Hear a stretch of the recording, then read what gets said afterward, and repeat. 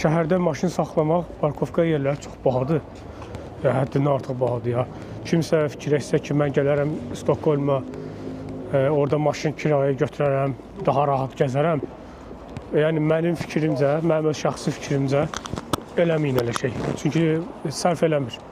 Metroya minin, elə metro hər yerə aparır sizi. Lazım olan yer hər yerə yaxın da olsa.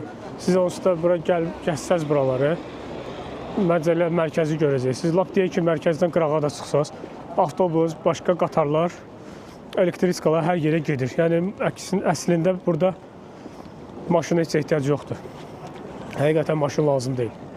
Həm yanacaq bahadır, həm parkovkalar bahadır, həm şəhərə giriş-çıxış da pulludur, yəni onu da deyim. Səhər saat 7-dən axşam saat 7-yə qədər şəhərə giriş-çıxış pullandır. Yəni o da var. Yəni bunu da nəzərə alın.